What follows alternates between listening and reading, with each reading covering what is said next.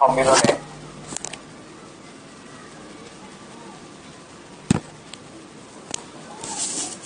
সকলকে বিজয়ের শুভেচ্ছা জানাচ্ছি। আজকে আমরা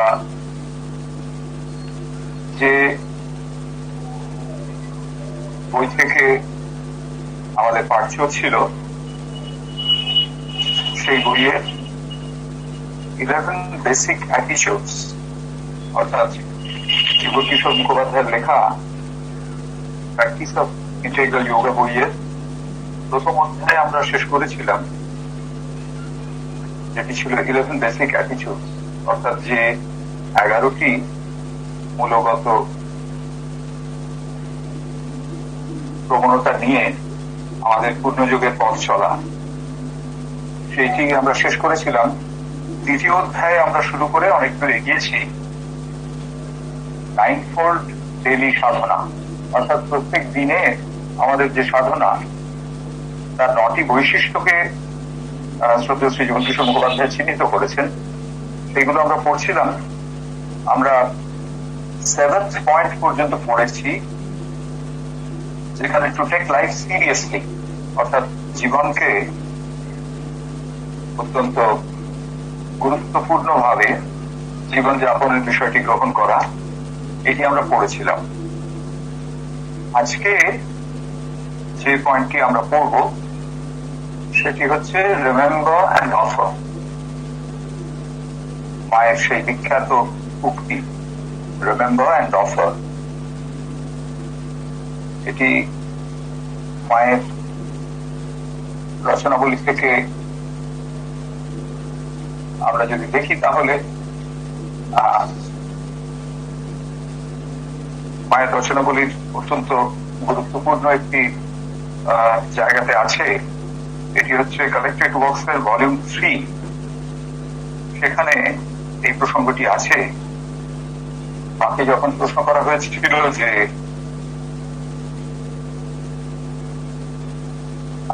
when we are concentrated in mental movements or intellectual pursuits, why do we sometimes forget or lose touch with the divine?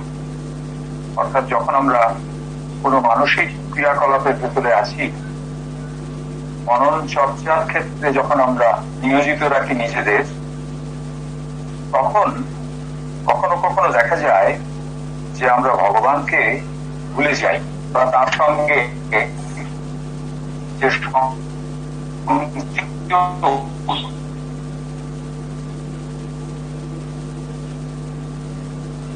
এই সংযোগটি থেকে আমরা অনেক সময় বিচ্যুত হই। তো এক্ষেত্রে মায়ের যে উত্তর সেটি আমরা একটু পরে আলোচনা করব। আপাতত যোগদা যে আলোচনা করেছেন তাইতে আমরা প্রবেশ করছি এ প্রসঙ্গে। রিমেম্বার অ্যান্ড অফার অর্থাৎ সবসময় মনে রাখা এবং সবসময় নিজেকে সমর্পণ করা। যোগদা প্রথমেই একটি কথা বলছেন আমাদের, যে আমরা যারা পূর্ণযোগের পথে পা রাখতে চলেছি বা পা রাখছি, রেখেছি, একেবারে প্রাথমিক স্তরে আছি, তাদের মূলত বিষয়টি হচ্ছে কর্মযোগ অর্থাৎ কাজের ভেতর দিয়ে বা কাজের মাধ্যমে সাধনা। এটি হচ্ছে পূর্ণযোগের অত্যন্ত প্রয়োজনীয় একটি বিষয়। বলছেন sadhana through works is an absolutely essential part of integral yoga. পূর্ণযোগের কর্মের ভেতর দিয়ে, কাজের ভেতর দিয়ে সাধনা হচ্ছে অত্যন্ত প্রয়োজনীয় একটি বিষয়। একেবারে প্রথম যে আমাদের লক্ষ্য হল ব্যক্তিগত প্রকৃতির সকল অনুপুঙ্খতায় পূর্ণ রূপান্তর। ব্যক্তিগত প্রকৃতি অনেকগুলো ছোট ছোট বিষয় নিয়ে তৈরি। ব্যক্তিগত প্রকৃতির নানান দিক, নানান আসপেক্ট, যেহেতু এটি আমাদের যুক্ত রাখছে বহির্জগতের সঙ্গে এবং অন্তর্জগতের সঙ্গে, সেই জন্য এই ব্যক্তিগত প্রকৃতির যে অসংখ্য অনুপুঙ্খতা, তার প্রত্যেকটি জায়গাতে রূপান্তরের প্রয়োজন আছে, ট্রান্সফরমেশনের প্রয়োজন আছে। যদি সেটি না হয় তাহলে আমাদের ভেতরে পূর্ণযোগের পথে অগ্রগামিতাটি ব্যাহত হয়। এখানে যুগলদা একটি খুব প্রয়োজনীয় বিষয় আমাদের মনে করিয়েছে। বলছেন আমরা যদি শুধু মেডিটেশন, ধ্যানের জন্য বসি, অর্থাৎ অনেকের এরকম ধারণা আছে যে যোগ সাধনা মানেই হচ্ছে সেই ক্রস লেগ হয়ে একেবারে মেরুদণ্ড সোজা করে বসে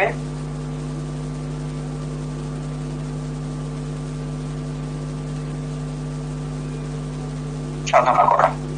আমাদের প্রাচীন কিংবা আরেকটি অল্টারনেটিভের কথা যুগলদা বলছেন আউটপোরিং অফ এক্সট্যাটিক ডিভোশন,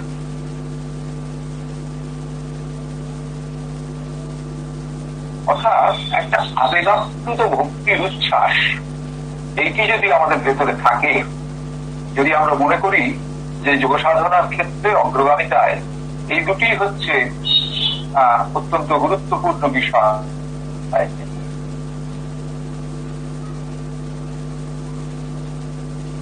উচ্ছ্বাস নিয়ে লক্ষ্যে পৌঁছবার চেষ্টা যদি আমাদের থাকে, তাহলে সেটি কিন্তু পূর্ণযোগের ক্ষেত্রে যথেষ্ট নয়। অর্থাৎ এগুলো নিশ্চিতভাবে সাধককে সহায়তা করে যে পূর্ণযোগের লক্ষ্যে পৌঁছানো যাবে তা নয়। কারণ রাজযোগ বা ভক্তিযোগ আন্তর অভিজ্ঞতার ক্ষেত্রে সমৃদ্ধি আনতে পারে বটে, কিন্তু প্রকৃতির ক্ষেত্রে রূপান্তর ঘটানোয় এই আন্তর অভিজ্ঞতার প্রত্যক্ষ ভূমিকা নেই। এই যে দুটি বিষয়, একটি হচ্ছে ধ্যান এবং একটি হচ্ছে ভক্তি, দুটি বিষয়কে আমরা যদি গভীরভাবে লক্ষ্য করি তাহলে দেখব এই দুটি বিষয়েরই লক্ষ্য হলো আমাদের ভেতরের, আমাদের অন্তরের যে সত্তা তার সঙ্গে সংযুক্তি। অর্থাৎ আমরা যখন ধ্যানে বসছি তখন আমাদের অস্তিত্বের গভীর আমরা দেখতে পাচ্ছি, এবং সেখানে যে বিচিত্র অভিজ্ঞতা হচ্ছে, সেখানে যে নানান কিছু আমাদের ক্রমশ অগ্রগামিতার ক্ষেত্রে যে ভাবে সেই আন্তর অভিজ্ঞতা আমাদের সহায়তা করছে, সেটির ফলে আমরা ক্রমশ গভীরে, আরো গভীরে প্রবেশ করছি।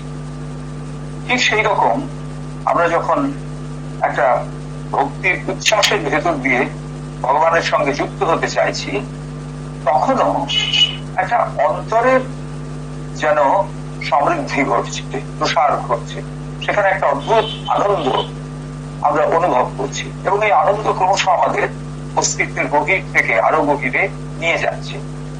কিন্তু যখন সেই জায়গা থেকে আমরা একেবারে আমাদের সাধারণ পার্থিব জগতের অভিজ্ঞতার ভেতরে প্রবেশ করছি, তখন দেখা যাচ্ছে যে ওই মেডিটেশন বা ধ্যানের সময়কার যে একটা শান্তি, একটা গভীরতা, একটা আন্তর প্রসারণ, সেটি যেন আর নেই। তখন এই বাইরের পরিবেশের সঙ্গে আমাদের যে ভীষণ রকম ইন্টারাকশন চলছে, ক্রিয়া প্রতিক্রিয়া চলছে, যেন সেই শান্তিকে আমরা পাচ্ছি না, একটা ভীষণ অশান্তি, একটা ভীষণ তোলপাড় চলছে আমাদের ক্ষেত্রে। সুতরাং এক্ষেত্রে মূল বিষয় হলো বহিঃপ্রকৃতির রূপান্তর, অর্থাৎ আমাদের নেচারের যে বাইরের দিকটা, যে দিকটা বাস্তবের সঙ্গে, যে দিকটা পৃথিবীর সঙ্গে, যে দিকটা প্রতিদিনের দৈনন্দিন কাজকর্মের সঙ্গে যুক্ত, তার একটা রূপান্তর ঘটাতেই হবে। এটা না ঘটালে কিন্তু আমরা শুধুমাত্র ভক্তি এবং ওই ধ্যান বা মেডিটেশনের ভেতর দিয়ে পূর্ণ যোগের লক্ষ্যে এগিয়ে যেতে পারবো না। সেখানে যুগলদা একটি খুব চমৎকার কথা বলছেন for the entire transformation of our inner and outer natures, we have to achieve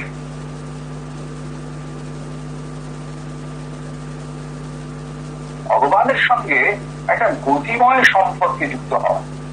ভগবানের সঙ্গে গতিময় সম্পর্কে যুক্ত হওয়া মানে ভগবানকে একেবারে আমাদের প্রতিদিনের প্রতি অভিজ্ঞতার কেন্দ্রে নিয়ে আসা, বা প্রতিদিনের প্রতি অভিজ্ঞতার যে স্পন্দন সেটিকে ভগবানের টার্নে, ভগবানের আরোপিত বা ভগবানের সঙ্গে যুক্ত হবার যে অভিজ্ঞতা তার সঙ্গে মিলিয়ে নেওয়া। এই যে এটা কি বলছেন, dynamic union with the divine. এমন নয় যে আমি যখন সব কাজ ছেড়ে শান্ত হয়ে বসেছি শুধুমাত্র তখনই শুধুমাত্র ভগবানের সঙ্গে আমার, সেটি আমাকে ভগবত সান্নিধ্যের একটা সমৃদ্ধি প্রদান করবে, তা নয়। আমি যখন ভীষণভাবে কাজের মধ্যে রয়েছি তখনও সেই কাজের প্রত্যেকটি অনুপুঙ্খতার ভেতরেও আমরা ভগবানের স্পর্শ পাব। এটি হচ্ছে dynamic union with the divine, অর্থাৎ গতিময় সম্পর্ক তখনই তৈরি হবে। বলছেন এটি একমাত্র সম্ভব তখনই যখন কর্মের মধ্যে দিয়ে নিজেকে ভগবানের কাছে উৎসর্গ করতে পারি। যখন আমরা through work we can dedicate ourselves to the divine. এখন এই যে through work, ডেডিকেটিং ourselves to the divine through work, ভগবানের কাছে আমাদের নিবেদন করছি একটা কাজের মধ্যে দিয়ে, তখনই আমাদের খুব স্বাভাবিকভাবে যে প্রবণতাটা হয় সেটা হচ্ছে যে এমন কিছু কাজ আমরা নির্দিষ্ট কাজের ভেতর দিয়ে গেলে তবে আমরা ভগবানের সঙ্গে যুক্ত হতে পারব। এই কাজগুলো থাকলে সেটি আমাদের পক্ষে ভগবানের সঙ্গে সংযোগের সহায়ক হবে। এগুলোকে আমরা বুঝে নিই, বেছে নিই, নির্বাচিত করি। যেমন আমরা বলি আমাদের প্রচুর জনসেবামূলক কাজ করতে হবে, তার ভেতর দিয়ে আমরা ভগবানের সঙ্গে যুক্ত হতে পারব।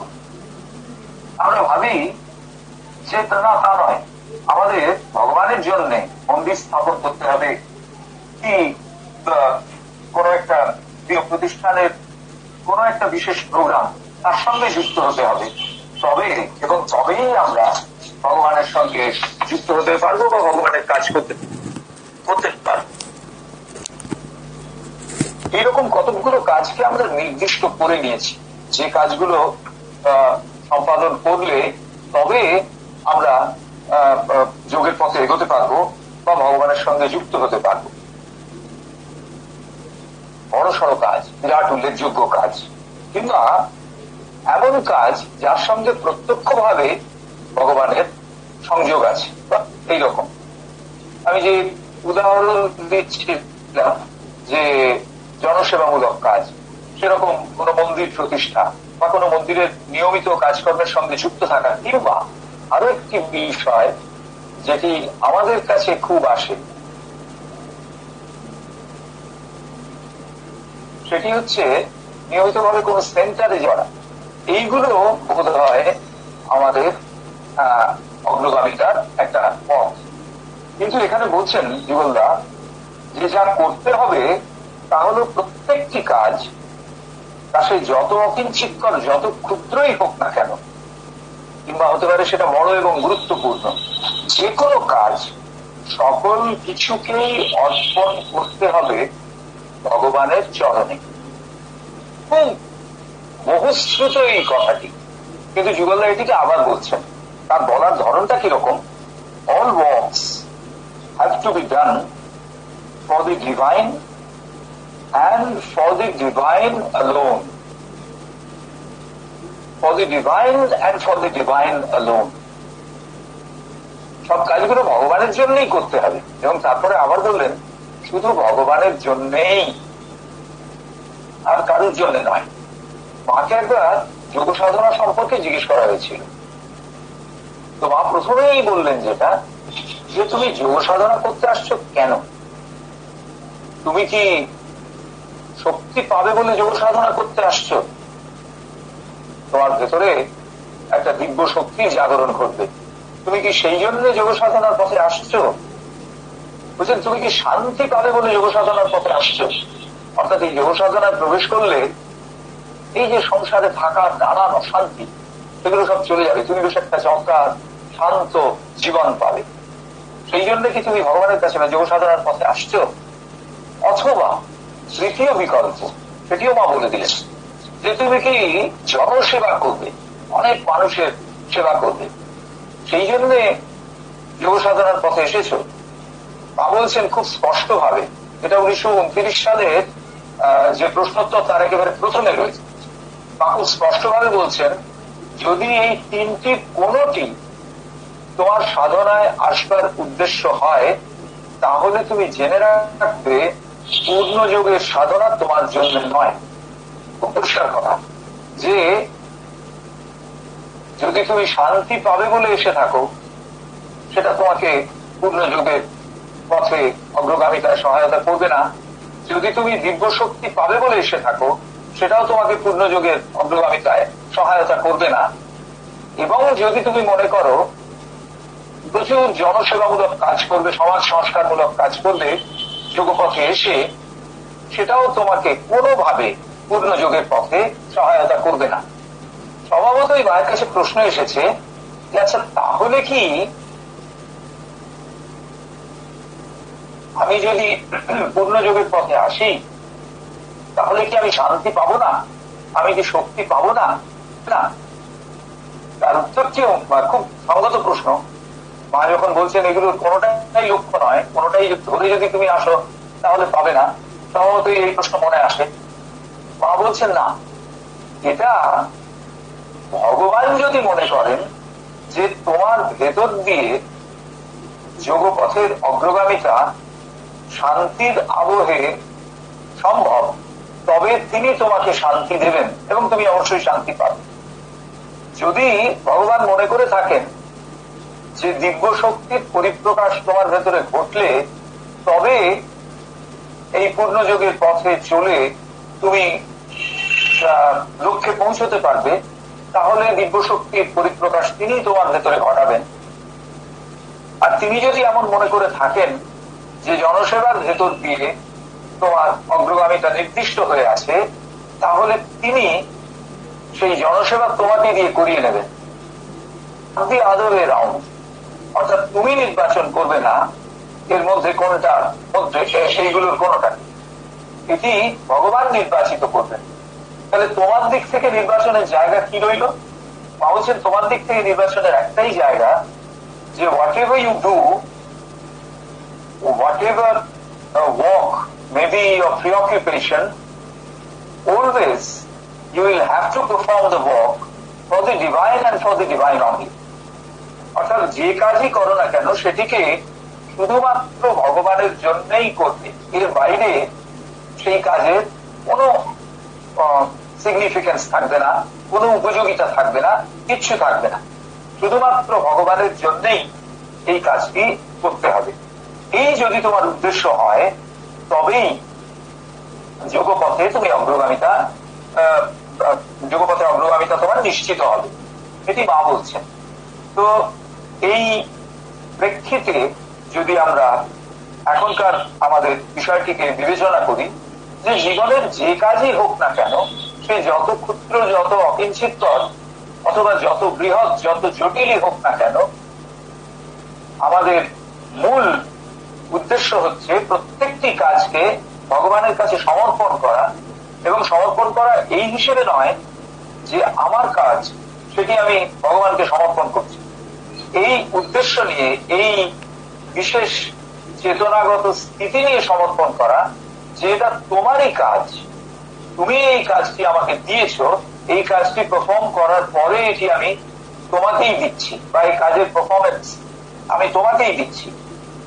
বলছেন, the whole of our existence have to be offered to the divine in a spirit of utter self-consecration. The whole of our existence, আমাদের অস্তিত্বের সম্পূর্ণটা, প্রাণ, মন, দেহ, প্রাণের যে অসংখ্য স্তর, সেই সমস্ত, মনের যে আরো বেশি স্তর, আরো বেশি মানে আরো বিভিন্ন মুখীনতা, সেই সব, এবং দেহের যে ভীষণ ভাবে একটা জড়ত্বের প্রতি আকর্ষণ, এই সব কিছু whole of our existence, আমাদের অস্তিত্বের সমস্তটা have to be offered to the divine, ভগবানের কাছে দিতে হবে। কিরকম ভাবে? আন্তঃপ্রেরণাটি কি থাকবে? in a spirit of utter self consecration, চূড়ান্ত আত্মনিবেদন, utter self consecration, চূড়ান্ত আত্মনিবেদন। এইভাবে ভগবানের কাছে নিজেদের নিবেদন করতে হবে। All works have to be done for the divine and for the divine alone. সমস্ত কাজ ভগবানেরই কাজ এবং তার জন্যই আমি করব, এইটি হবে আমার কাজের স্পিরিট। বলছেন যে পূর্ণযোগের সাধনা কখনোই কোনো স্ট্রিকশন ব্যানারে হয় না। অর্থাৎ আচ্ছা এভাবে হচ্ছে, আমি ওভাবেই ওরকম ভাবেও করতে পারি। বাবা বলছেন there should not be a spirit of levity, লঘুকরণের কোন প্রবণতা ভেতর থেকে থাকবে না। অর্থাৎ এটাকে আমি একটু হালকা করে নিচ্ছি, এই কাজটাকে আমি খানিকটা এর ভারটা যেন কমিয়ে নিচ্ছি, সেই তো একই বিষয় হবে। সেই রকম একটি ব্যক্তিগত অভিজ্ঞতা মনে পড়ছে বহু বছর আগে। এটা মানুষের সঙ্গে মানুষের দৃষ্টিভঙ্গির পার্থক্য হয়। বহু বছর আগে একেবারে পশ্চিমবাংলার এক প্রত্যন্ত গ্রামে মা এবং শ্রী অরবিন্দের ভাবধারা নিয়ে একজন কাজ করছিলেন, তার সঙ্গে পরিচিত হওয়ার সুযোগ হয়েছিল আমার। অনেকটা দূরে, প্রায় 70 কিলোমিটার দূরে কলকাতা থেকে সেখানে আমি গিয়েছিলাম। তো সেখানে দেখছিলাম যে মশলা গুঁড়ো করা হচ্ছে, করে সেগুলোকে প্যাকিং করা হচ্ছে।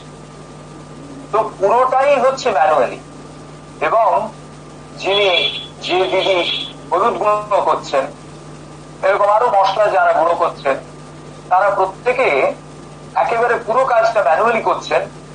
আলাদা আলাদা করে এক একটি পিস অফ প্রোডাক্ট বেছে নিচ্ছেন, নিয়ে সেগুলোকে হাতেই গুঁড়ো করছেন, কোন রকম মেশিনের ব্যবহার নেই। তো স্বভাবতই তখন আমার একটু কৌতূহল হয়েছিল, আমি জিজ্ঞেস করেছিলাম যে মেশিনের ব্যবহার নেই কেন? তো খুব চমৎকার উত্তর দিয়েছিলেন তিনি আমাকে, যিনি পরিচালক ছিলেন এই কর্মোদ্যোগে, তিনি খুব চমৎকার উত্তর দিয়েছিলেন। বললেন মেশিনের ব্যবহার অবশ্যই করা যায়, করা উচিত, কারণ তাতে কাজের কোয়ালিটি ভালো হবে, কাজের স্পিডও বাড়বে। কিন্তু একজন মানুষ যখন কোনো একটি বিষয়কে নিজে সেই কাজটি করেন, অর্থাৎ মনে করা যাক কোনো একটা বিশেষ জিনিসকে নিজে ভাঙছে কেউ একজন, প্রতিটি আঘাত করে করে সেটাকে একেবারে পাউডারের মতন করে তুলছে, বলছে এর মধ্যে দিয়ে অনেক বেশি সুযোগ থাকে নিজেকে ওই কাজটি ভেতর দিয়ে ভগবানের কাছে নিবেদন করবার। তিনি বলছেন আমাকে যে আমি যদি একটি মেশিনের সাহায্যে ওটাকে গ্রাইন্ড করি, এবং প্রত্যেকটি শব্দের, মেশিনের যে প্রত্যেকটি শব্দ বা স্পন্দনের সঙ্গে আমি যদি আমার চেতনাকে যুক্ত করে গ্রাইন্ড করি, একই কাজ হবে। কিন্তু যখনই আমি একটা মেশিনের হেল্প নেব, আমার এই যে এতদিনের অভ্যস্ত কাজের সংস্কার, সেইটি আমাকে একটুখানি যেন বিচ্ছিন্ন করে দেবে। সুতরাং আমরা কোনো না কোনো মেশিনের হেল্প তো আমরা নিচ্ছি, সে ম্যানুয়াল মেশিন হোক, অটোমেটিক মেশিন হোক, এখনকার দিনে ডিজিটাল মেশিন হোক।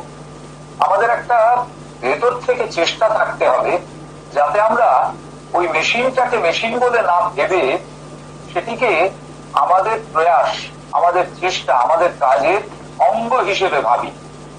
উনি একটা চমৎকার কথা আমাকে বলেছিলেন যে whatever you use as implement for the work, সেই কাজের যন্ত্র বা উপায় হিসেবে যাকেই তুমি ব্যবহার করো না কেন, you will have to have a very strong belief within yourself that this is an extension of your own existence.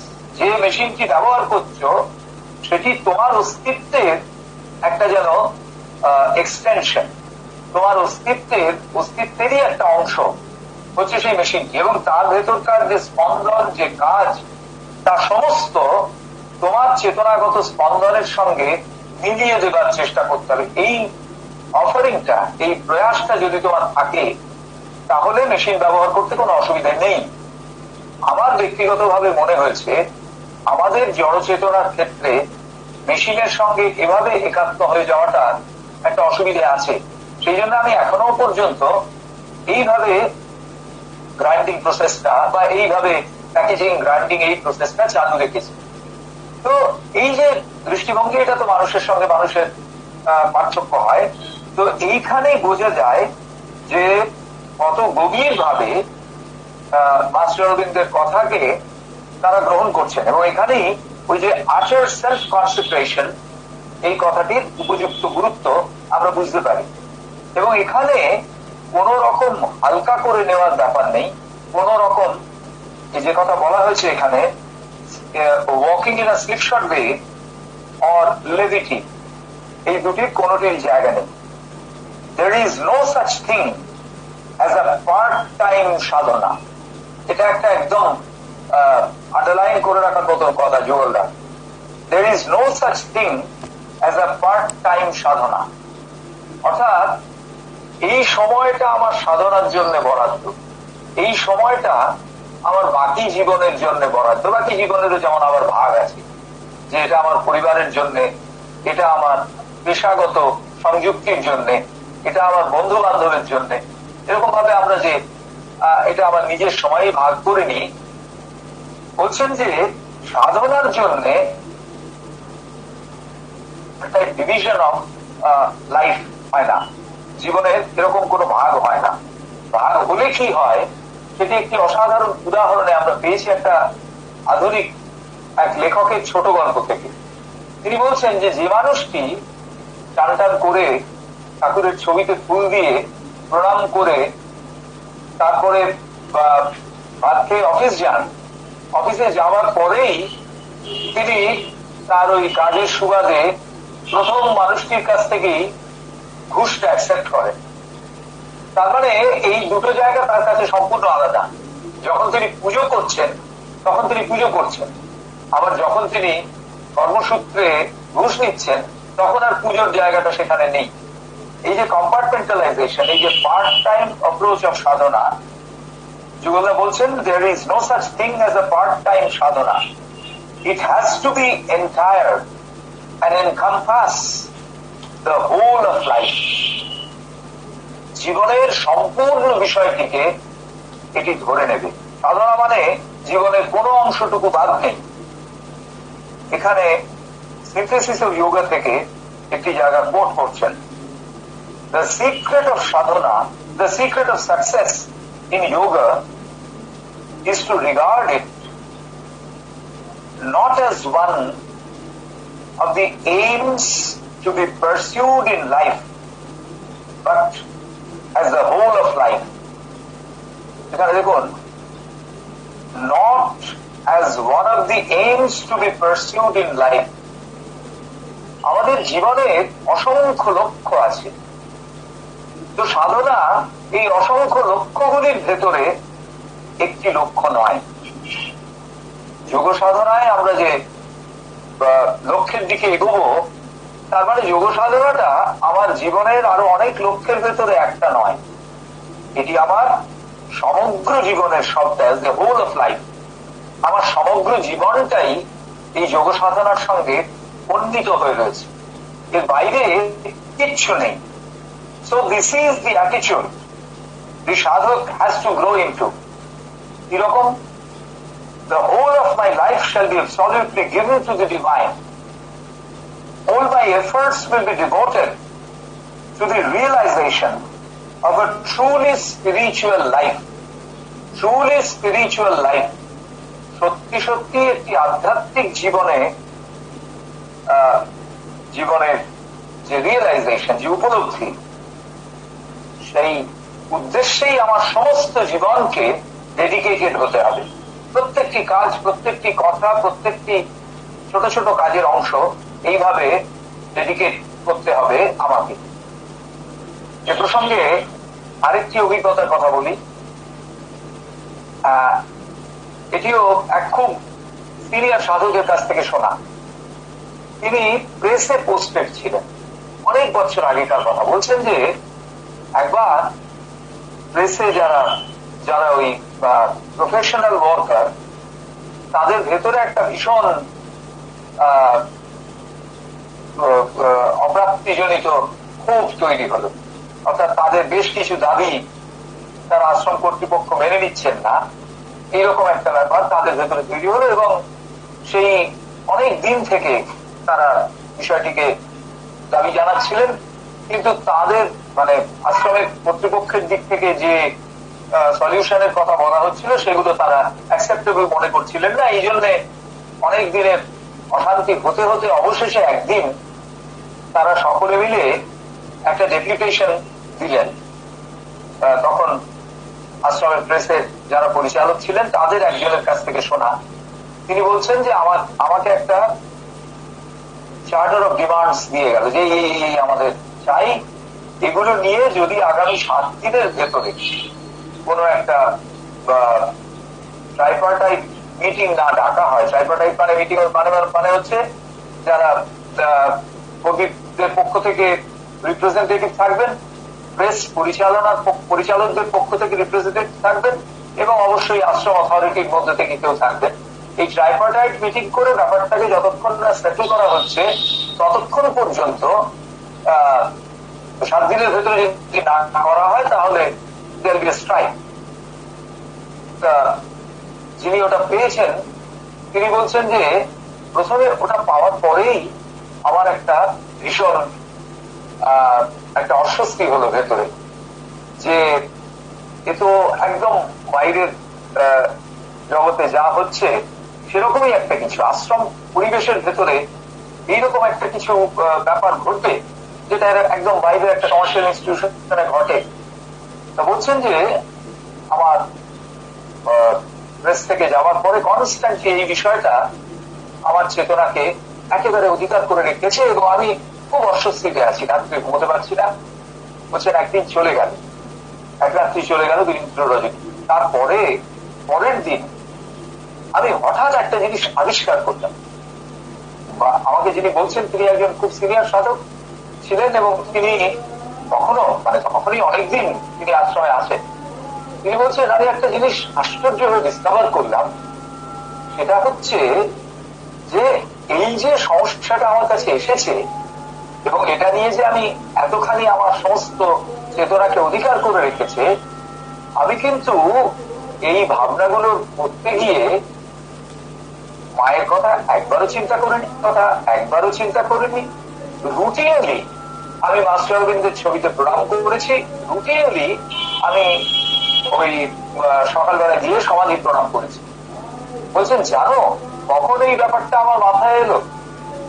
আমি যখন সেকেন্ড নাইট পেরিয়ে গেল, থার্ড মর্নিং এ আমি যখন গিয়ে সমাধিতে প্রণাম করছি, তখন এই যেন আমার ভেতর থেকে বলে দিল যে you are now absolutely disconnected from the mother, অর্থাৎ মায়ের থেকে তুমি সম্পূর্ণ বিচ্ছিন্ন। বলেন তখন আমি আবিষ্কার করলাম যে বাইরের ওই একটা extreme situation has made myself completely dissociated from the mother. মায়ের থেকে আমাকে একেবারে আলাদা করে দিয়েছে, বিচ্ছিন্ন করে দিয়েছে। তো বলছেন ফলে আমার ভেতরে একটা অন্যরকম প্রতিক্রিয়া শুরু হল। একদিকে এই সমস্যা যার সমাধান আমার হাতে নেই, আরেকদিকে এই সমস্যা যে আমাকে মায়ের থেকে বিচ্ছিন্ন করে দিয়েছে, তার জন্য সাধক হিসেবে আমার এই আশ্রমে থাকাটা যেন একটা অর্থহীন বলে মনে হতে লাগলো। বলছেন এইরকম একটা অদ্ভুত পরিস্থিতির ভেতরে আমি রয়েছি, কিন্তু what I started doing, যে কনস্ট্যান্টলি মায়ের কাছে আমি প্রে করতে লাগলাম বিষয়টা নিয়ে, যে মায়েরা তো আমার নয়, এটা তোমার বিষয়, এবং আমি সম্পূর্ণরূপে তোমার কাছে ছেড়ে দিলাম for the solution of this problem. বলছেন যে এই যে ভেবে প্রায় 7-8 ঘন্টা আমার গেল ব্যাপারটার সঙ্গে অ্যাকুয়েন্টেড হতে, এবং তারপর আমি আস্তে আস্তে লক্ষ্য করলাম যে আমার ভেতরে যে এতদিনের এতদিনের এই দুদিনের একটা যে ভীষণ একটা মানসিক চাপ, একটা ভীষণ অস্বস্তি ছিল, সেটা যেন আস্তে আস্তে চলে যাচ্ছে। এবং তারপরে ক্রমশ সেই নেগোসিয়েশনের দিন এগিয়ে এলো। আমি ওদের রাজি করাতে পারলাম তার আগে যে আশ্রম কর্তৃপক্ষকে ইনভলভ না করে এটা বাইপার্টাইট মিটিং এর মধ্যেই সেটেল করে ফেলা যাবে। তো প্রথমে আমার মনে হয়েছিল ওরা কিছুতেই রাজি হবে না, কিন্তু আমি যখন ওই আলটিমেটলি যখন তাদের দুদিন ধরে বোঝানোর পর তারা যখন তাতে রাজি হলো, তখন আমি দেখলাম যে it is not me, it is not my capability that has ultimately brought about this success or this thawing of the ice. বললো এটাতে আমার কোনো অবদান নেই, এটা যেন ভেতর থেকে কেউ একটা করে দিয়েছে। তার জন্য ওই যে ভয়ঙ্কর একগুঁয়ে মনোভাব নিয়ে যে কর্মীদের কাছ থেকে যিনি এসেছিলেন, তিনি রাজি হলেন বাইপার্টাইট মিটিং এ। এবং যেদিনে সেই বাইপার্টাইট মিটিং হলো, that was A prolonged meeting, এবং সেখানে নানান রকম দাবি দাওয়া নিয়ে আলোচনা ইত্যাদি। এবং আমি দেখলাম যে not for a single moment কোন রকম সম্পর্কের অবনতি আমাদের ভেতরে ঘটে গেছে। অর্থাৎ কোন রকম ভাবে কোন মিউচুয়াল এক্সচেঞ্জ হয়নি, কোন রকম কিছু হয়নি, অদ্ভুত ভাবে পুরো ব্যাপারটা সেটেলড হলো।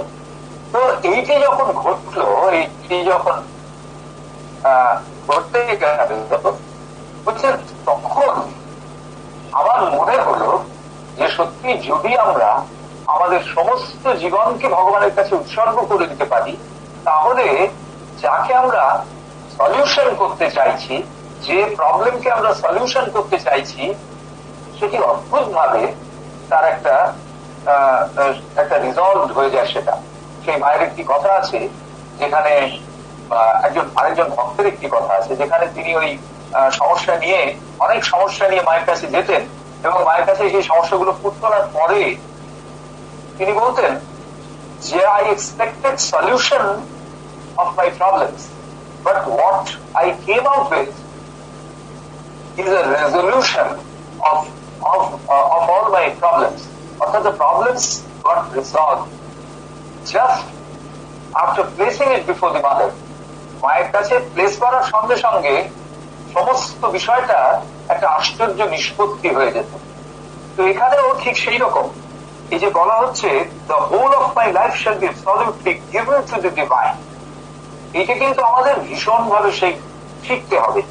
আমরা বলি, মুখে বলি, অনেকবার পড়ি, এবং আমরা যে চেষ্টা করি না তাও নয়, কিন্তু আমাদের অসুবিধা হয় যেটা, সেটা হচ্ছে কিছুদিন যাবার পরে এমন ভাবে এই বাইরের ধাক্কা আমাদের অকিউপাই করে ফেলে যে আমরা সে জায়গা থেকে সরে যাই। যে কারণে আমরা একেবারে প্রথমে যে বিষয়টি পড়েছিল, যেখানে বলা হচ্ছে যদি outer nature that remains unchanged, so long as there will be no transformation of the outer nature of our existence, possibility of progress even for an inch on the path of integral yoga is absolutely impossible. অর্থাৎ যতক্ষণ না আমাদের বহিঃপ্রকৃতির রূপান্তর ঘটছে, সে অগ্রগতি ঘটবে না।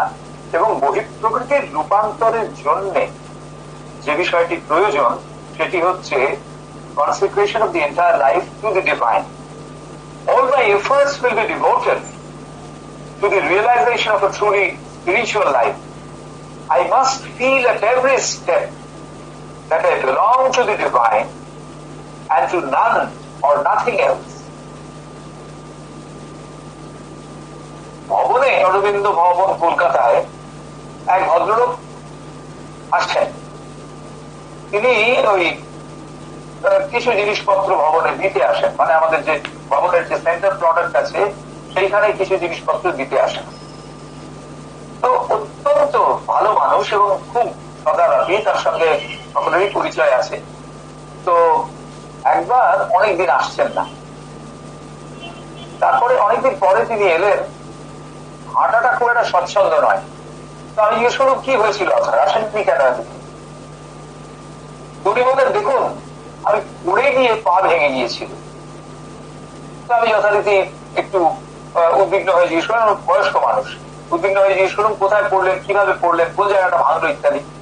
তো তখন বললেন দেখুন কিভাবে পড়লুম তার একটাই উত্তর, সেটা হচ্ছে যে ওই সময়টা আমি মাকে মনে রাখতে পারিনি, সেই জন্যে মা বোধহয় আমাকে মনে করিয়ে দেবার জন্যে এরকম একটা ব্যবস্থা করলেন, যাতে এই পড়ে যাওয়ার পরে আমার যখন পায়ে প্লাস্টার হলো, তার যখন প্রবল যন্ত্রণা হলো, আমি যখন অনেকদিন পর্যন্ত বাড়িতে 1.5 মাস অব্দি বাড়িতে কনফাইন, এবং সেই কনফাইনমেন্টের মধ্যে আমার যে নিত্য কাজগুলো সেগুলোকেও যথেষ্ট কষ্ট করে আমাকে করতে হচ্ছে, প্রতি মুহূর্তে আমি মাকে মনে করেছি, প্রতি মুহূর্তে আমি মায়ের কাছে প্রার্থনা করেছি যাতে এই কষ্টের উপশম হয়, এবং উপলব্ধি করেছি যে এই প্রতি মুহূর্তে আমি যাতে মাকে মনে রাখি সেই জন্যই মা আমার জন্যই বন্দোবস্তটি করেছেন। তো দেখুন একজন একেবারে সাধারণ মানুষ বাইরের দিক থেকে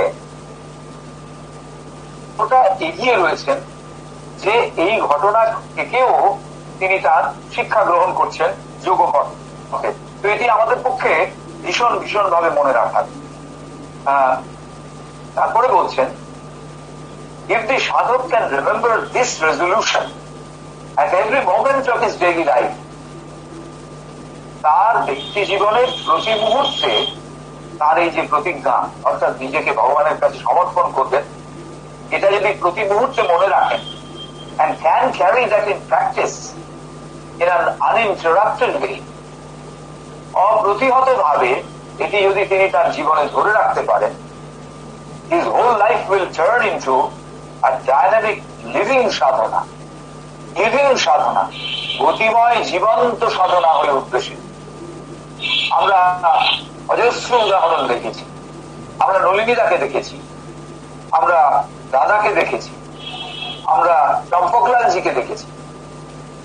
তখন মানে যত সাধক আমাদের সামনে এসছেন তাদের প্রত্যেকের জীবনের এই একটাই চাবিকাঠি, একটাই উদ্দেশ্য, তারা মা ছাড়া অন্য কোনো কিছু তাদের জীবনে স্থান দেয়নি, সমস্তটাই হচ্ছে মা, এবং সমস্তটাই মাকে কেন্দ্র করে, মায়ের দ্বারা যেন সবটা একদম আচ্ছাদিত হয়ে রয়েছে।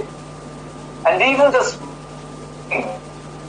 to which he used to pay not much attention will cease to be trivial and insignificant. একদম খুব সাধারণ ছোট্ট কাজ, এতদিন যাকে তারা কোন রকম সাধারণ ভাবে যাকে মানুষ কোনোভাবেই গুরুত্ব দেয় না, সেটিও will cease to become trivial, সেটিও অকিঞ্চিৎকর ক্ষুদ্র আর থাকবে না, তাও হয়ে উঠবে দিব্য কাজ। It will become full of meaning and open up a vast horizon beyond. সেটি যেন বিয়ন্ড, অর্থাৎ আমাদের এই চেনা পরিচিত জগতের উত্তরণে একটি নতুন জগতের দ্বার আমাদের সামনে উন্মুক্ত করে দেবে, যখন আমরা সবকিছুকে মায়ের কাছে সমর্পণ করতে পারবো, সমস্ত কিছু যখন আমরা মায়ের ভগবানের সঙ্গে ভাগ করে নিতে পারবো। বলছেন, walking on the road, talking with friends, reading and writing, taking one's bath, having one's meals, brushing one's teeth, preparing one's bed, all, without exception, have to be consciously consecrated to the divine. এই যে কথাটা এখানে বলা হলো যে taking one's bath, আমাদের একটি বিশেষ অধ্যাত্ম পরম্পরায় এটি শেখানো হয়।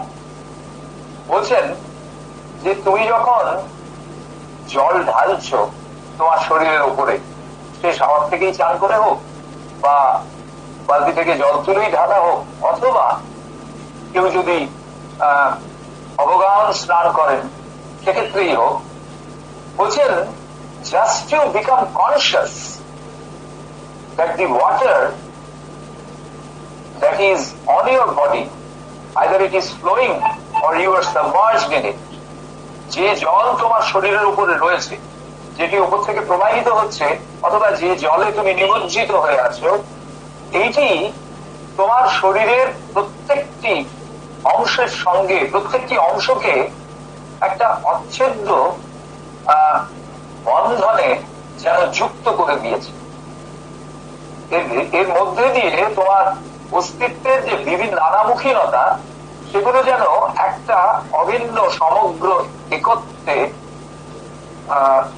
সংগঠিত হবার একটা সুযোগ তোমার ভেতরে পাচ্ছে যখন তুমি স্নান করছো। এবং বলছেন জলের যে অংশটা শরীরের যে অংশকে স্পর্শ করছে, জলটা শরীরের যে অংশকে স্পর্শ করছে, you try to concentrate on that part of your body with the thought of the divine. বলছেন ভগবানের সঙ্গে, ভগবানের চিন্তার সঙ্গে শরীরের সেই অংশটিকে তুমি যুক্ত করো যে অংশটি যে অংশটিতে জলের স্পর্শ ঘটছে। এই যে একেবারে সাধারণ একটি কাজ যার সঙ্গে আপাত দৃষ্টিতে যোগ সাধনার কোনো সম্পর্ক নেই, সেই কাজটিও কি অদ্ভুত ভাবে দিব্যকর্মে রূপান্তরিত হচ্ছে যদি খুব সচেতন ভাবে তাকে আমরা আমাদের কাজের সঙ্গে, আমরা আমাদের সাধনার সঙ্গে যুক্ত করতে পারি। আর মায়ের এই বিখ্যাত কথা যেটি বিভিন্ন জায়গাতেই দেখা আছে যে সিঁড়ি দিয়ে যখন উঠছো অথবা সিঁড়ি দিয়ে যখন নামছো তখন নিচক উপরে ওঠার জন্য সিঁড়ি ব্যবহার করছো বা নিচে নামার জন্য সিঁড়ি ব্যবহার করছো এরকম না ভেবে যদি তুমি একটু কনসিয়াস হও যে তোমার শরীরের ভেতরের যে মাসল, যে নার্ভ, যে রক্তবাহী শিরা, এগুলো সব কি অদ্ভুত একটা অখণ্ড সামগ্রিকতায় ওই কাজটাকে সম্পূর্ণ করে তুলতে তোমাকে সাহায্য করছে। তোমার বোনস, তোমার মাসলস, তোমার ব্লাড ভেসেলস, তোমার নার্ভস, তোমার সমস্ত সেন্স অর্গানস, এই সব কিছু ওই যে কাজটি তুমি উপরে উঠছো বা নিচে নামছো এই কাজটিকে সম্পূর্ণ করে তোলবার জন্য অ্যাক্টিভলি পার্টিসিপেট করছে, ডাইনামিক্যালি পার্টিসিপেট করছে। এবং তোমার ভেতরের যে একটা রিদম, সেই রিদমের সঙ্গে তারা নিজেদের মিলিয়ে দিচ্ছে। সুতরাং এটা আমাদের কাছে একটা আই ওপেনিং লেসন হতে পারে যে কত সহজে খুব সাধারণ স্বাভাবিক বিষয়কে আমরা যোগ সাধনার বিষয় হিসেবে যুক্ত করে দিতে পারি। সব শেষে ওই সিনথেসিস অফ যোগা থেকে একটু অংশ যুগলদা কোট করেছেন, সেটি আমরা পড়ছি। This in short is the demand made on us that we should turn our whole life into a conscious sacrifice, সচেতন নিবেদন। কনসিয়াস স্যাক্রিফাইস কোনটা? হোল অফ আর লাইফ, আমাদের সমস্ত জীবন হয়ে উঠবে একটি সচেতন নিবেদন। আর ভগবানের কাছে আমরা যেটা নিবেদন করি আমরা তো দেখেই দিই যে সেটি যাতে একেবারে সম্পূর্ণ হয়, একেবারে নিখুঁত হয়, তার কোথাও যেন এতটুকু অসম্পূর্ণতা, খুঁত কোথাও না থাকে। তারপরে বলছেন every moment and every movement of a being to be resolved into a continuous and a devoted self-giving to the eternal. শাশ্বতের কাছে এই সমস্তটা হয়ে উঠবে একটা সেলফ গিভিং, একটা আত্মনিবেদন। All our actions, not less the smallest and most ordinary and trifling than the greatest and the most uncommon and noble, যেরকমই হোক না কেন। সেই স্বামীজির একটি অসাধারণ গল্প আছে, মানে ঘটনা আর কি। কাশীতে তিনি যখন অবস্থান করছেন সেই সময় তিনি দেখছেন একদিন যে পানের দোকানের একটি, মানে পান বিক্রি করে যে সেই পানের দোকানদার, সে তার একটা ঘটি মানছে, সেটা হচ্ছে পেতলের ঘটি, এবং সেই ঘটিটাকে সে সারা দিনের জন্য দোকান খোলার আগে মেজে রেডি করছে। বলছে সে যখন ঘটিটা মানছে তার সমস্ত চেতনা ওই ঘটি মাজার কাজে যুক্ত, এবং তাকে ওই ছাই দিয়ে মেজে মেজে সে একেবারে চকচকে আরশির মতো করে তুলছে। বলছে সেই সময় ওই রাস্তা দিয়ে একটা বরযাত্রীর মিছিল যাচ্ছে, বলছে সে তার প্রতি সম্পূর্ণ তার কোনো মনে নেই সেদিকে। মিছিলটা চলে গেল ওই রকম বিরাট বাজনা বাজাতে বাজাতে অতল মানুষ নিয়ে, সকলেই সেই মিছিল দেখেছে, কিন্তু ওই মানুষটি একাগ্র ভাবে ওই তার যে কাজ সেই কাজটি করে যাচ্ছে। তো ঠিক সেই রকম বলছেন যে যত বড় কাজই হোক বা যত ছোট কাজই হোক সেগুলোকে যদি আমরা এই মানসিকতা নিয়ে করতে পারি, our individualized nature must live in the single consciousness of an inner and outer movement dedicated to something that is beyond us and greater than our ego, এই জায়গাটা একটু মনোযোগ দিয়ে লক্ষ্য করবেন। আমাদের সমস্ত কাজ আমাদের ব্যক্তি প্রকৃতি, ইন্ডিভিজুয়ালাইজড নেচার, প্রকৃতির যে ব্যক্তিগত বিষয়টি, মানে আমাদের যে একেবারে ব্যক্তিগত প্রকৃতি, must live in a single consciousness, সেটি যুক্ত থাকবে একটা একমাত্র অভিন্ন একটি চেতনার সঙ্গে, of an inner and outer movement dedicated to something that is beyond us and greater than our ego। কার সঙ্গে যুক্ত থাকবে? যুক্ত থাকবে এমন কিছু একটা সঙ্গে যা আমাদের থেকে মহত্তর এবং যা আমাদের ইগো বা আমাদের অহংবোধের থেকে অনেকটা এগিয়ে। তো এই যে সামথিং দ্যাট ইজ বিয়ন্ড আস, আমাদের অতিক্রম করে যে বিস্তীর্ণ চেতন জগৎ, তার সঙ্গে তার সংযোগ, এবং কিসের সঙ্গে? আমাদের ইগো থেকে মহত্তর কোন একটি বিষয়ের সঙ্গে, এইটা যদি আমরা নিশ্চিত করতে পারি। এবং দেখুন এখানে বলা হয়েছে ইনার অ্যান্ড আউটার মুভমেন্ট, শুধু ভেতরের মুভমেন্ট নয়, আমাদের বাইরের মুভমেন্ট, যে কাজের সঙ্গে আমরা পৃথিবীর সঙ্গে যুক্ত থাকি, সেই সবকে যদি আমরা যুক্ত করতে পারি, no matter what the gift and to whom it is presented by us, there must be a consciousness in the act that we are presenting it to the one divine being in all beings।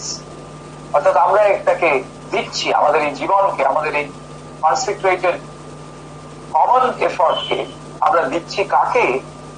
the divine being in all beings। যাকেই আমরা দিই না কেন, তার অন্তরে যে দিব্য সত্তার উপস্থিতি রয়েছে, তাকেই আমরা এই বিষয়টিকে অর্পণ করছি। এই মানসিকতা যদি থাকে, তাহলে আমাদের যোগপথে অগ্রগামিতার কোনো অসুবিধা হবে না। সবশেষে ওই যেটি দিয়ে আমরা শুরু করেছিলাম, অর্থাৎ রিমেম্বার অ্যান্ড অফার, মায়ের যে কথাটি, সেই জায়গাটিতে এসে আমরা শেষ করবো মায়ের কথা বলে।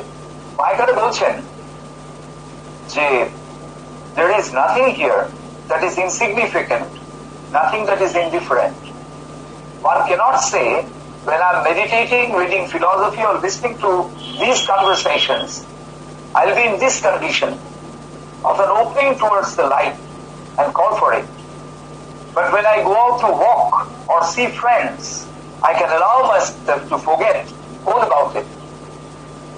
বলছেন আমরা যখন ফিলসফি পড়ছি, আমরা যখন মাস্টার অরবিন্দের কথা পড়ছি, আমরা যখন সমাজের কাছে প্রণাম করছি, তখন আমরা ভগবানের সঙ্গে যুক্ত থাকবো, এবং যখন আমরা বেরিয়ে যাবো, বন্ধু বান্ধবের সাথে কথা বলবো, তখন সে সংযোগ আমাদের থাকবে না। এটা কখনোই হতে পারে না।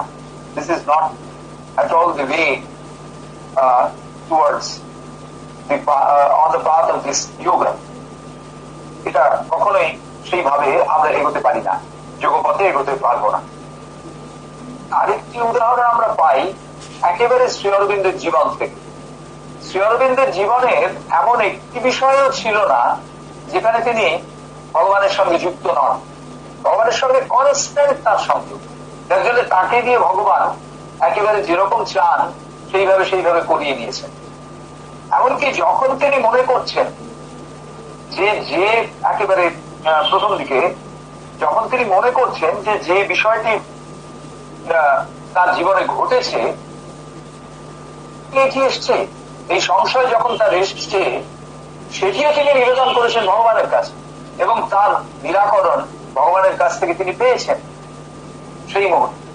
আচ্ছা, এর পরের প্রশ্ন হয়েছে মায়ের কাছে যে ওই একই কথা, when we are concentrated in mental movements, এই যে মেন্টাল মুভমেন্ট, আমাদের ভেতরের যে ভাবনা, আমি একটু আগে যে উদাহরণটা দিলাম, অর্থাৎ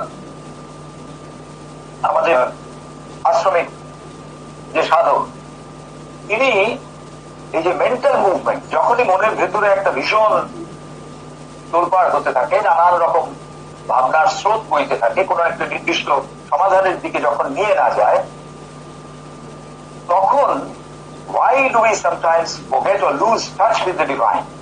মা বলছেন তার উত্তর, you lose it because your consciousness is still divided. তোমার চেতনা এখনো বিভক্ত. The divine has not settled into your mind. You are not wholly consecrated to the divine life. তবে পরিপূর্ণ রূপে স্থিতি লাভ করেননি ভগবানের স্পন্দন, ভগবানের চেতনা. Otherwise, you could concentrate on it to any extent, such things, and still you would have the sense of being helped and supported by the divine. নচেত তুমি সেই অবস্থাতেও ভগবানের কাছ থেকে সহায়তা প্রাপ্ত হতে পারবে. Last paragraph, in all pursuits, intellectual or active, your one motto should be, এখানে মা আমাদের শেখাচ্ছেন, your one motto should be remember and offer. ভগবানকে মনে রাখো এবং তার কাছে নিবেদন করো নিজেকে. Let whatever you do, whatever you to be done, as an offering to the divine. And this too will be an excellent discipline for you. It will prevent you from doing many foolish and useless things. তো সুতরাং আমরা মায়ের কাছ থেকেই যেমন আমরা পেয়েছি এবং আমরা যেমন যুগলদার কাছ থেকে পেয়েছি, সুতরাং আমরা যদি একটু একটু করে আমাদের ভেতরে এই অভ্যাসটায় যুক্ত হতে পারি, তাহলে দেখা যাবে পূর্ণ যোগের পথে আমাদের অগ্রগামিতা অনেক স্বচ্ছন্দ হচ্ছে. আজকে শেষ করার আগে পরের যে ভাগ, সেটি আমরা একটু টাচ করব, বিস্তারিত আলোচনা পরের দিন হবে. পরের যে 9th অর্থাৎ লাস্ট যে সাধারণ কথা যেগুলো বলছেন, সেটি হচ্ছে pray and pray and pray, অর্থাৎ প্রার্থনা.